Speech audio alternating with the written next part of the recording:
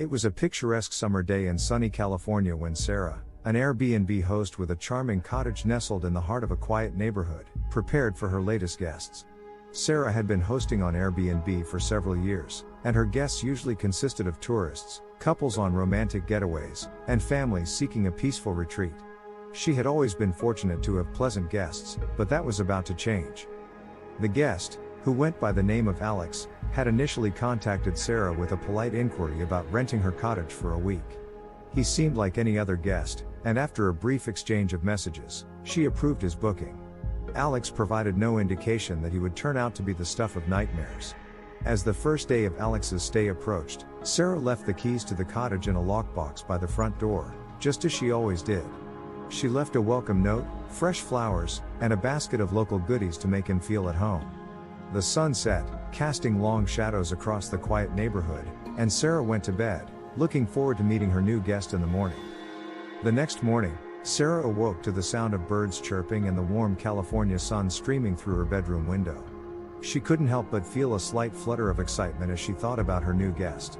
After all, her cozy cottage was her pride and joy, and she loved sharing it with travelers from around the world. Sarah headed to the cottage to greet Alex and ensure he had a comfortable stay. She knocked on the door, but there was no response. Days turned into a week, and Sarah noticed that Alex had not contacted her to extend his stay or inquire about any local attractions. Growing concerned, she reached out to him via the Airbnb messaging platform. She tried calling the number he had provided when booking the cottage, but it went straight to voicemail. With each passing day, Sarah's unease grew. She couldn't shake the feeling that something was wrong. On the 8th day of Alex's unexplained presence in her cottage, she decided to take matters into her own hands. She had a spare set of keys to the cottage and, with a sinking feeling, she unlocked the door and entered. The sight that greeted her was both perplexing and disturbing. The cottage was in disarray, with dirty dishes piled in the sink, empty food containers strewn across the living room, and an unpleasant odor permeating the air. As she ventured further into the cottage, her heart pounded in her chest. Sarah finally reached the bedroom, and there she found Alex, sprawled out on the bed, fully clothed. He appeared to be in a deep, drug-induced sleep, with empty pill bottles scattered around him. Sarah immediately called 911, fearing for his safety. When the paramedics arrived, they managed to wake Alex and rushed him to the hospital.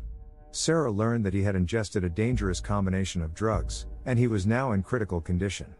The police arrived at the hospital to investigate, and they asked Sarah about her experience with Alex.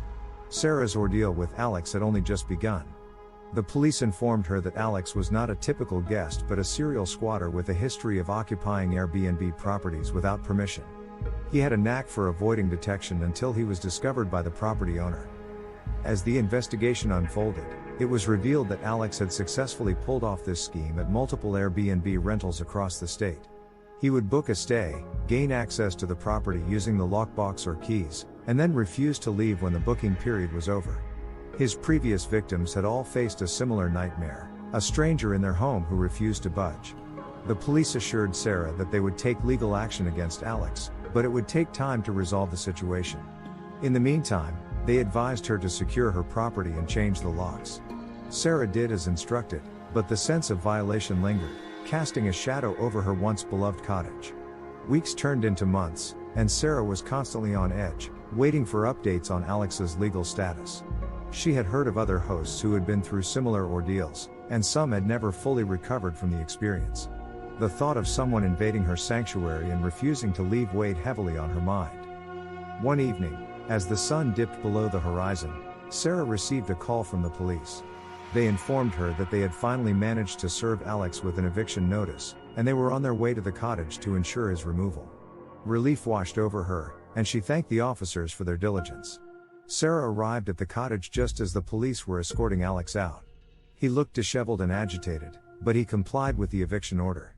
Sarah watched as he was led away in handcuffs, her hope for a return to normalcy rekindled. With Alex finally removed from her property, Sarah began the painstaking process of restoring her cottage to its former glory. She replaced the damaged furniture, repainted the walls, and deep cleaned every nook and cranny.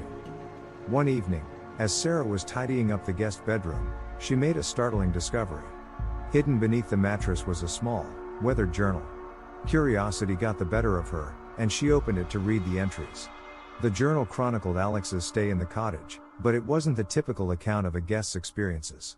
It seemed that Alex had been obsessively watching her, learning her routines, and leaving cryptic messages in the journal.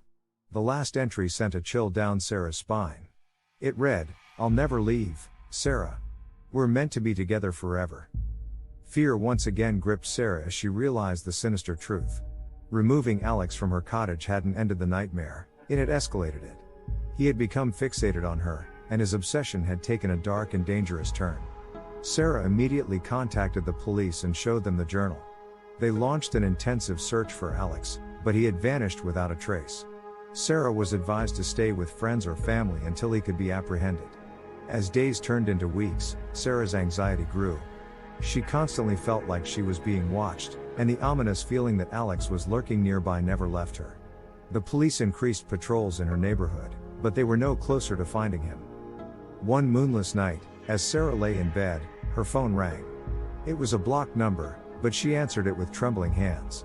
A chilling voice on the other end whispered her name, Sarah. It was Alex. In a trembling voice, Sarah demanded to know how he had gotten her number. Alex chuckled darkly, revealing that he had found it hidden away in a corner of the cottage. He taunted her with cryptic threats and told her that they were destined to be together. Terrified, Sarah called 911 and reported the call. The police raced to her location, but by the time they arrived, Alex was gone, leaving only his unsettling words lingering in the night. Despite extensive efforts, Alex continued to elude capture. The nightmare he had unleashed upon Sarah showed no signs of ending. She lived in constant fear, constantly looking over her shoulder, and never feeling truly safe. As the months passed, Sarah realized that she could never truly escape the serial squatter who had invaded her life. He had become a ghost, haunting her every thought and moment, a terrifying reminder that sometimes, the scariest nightmares are all too real.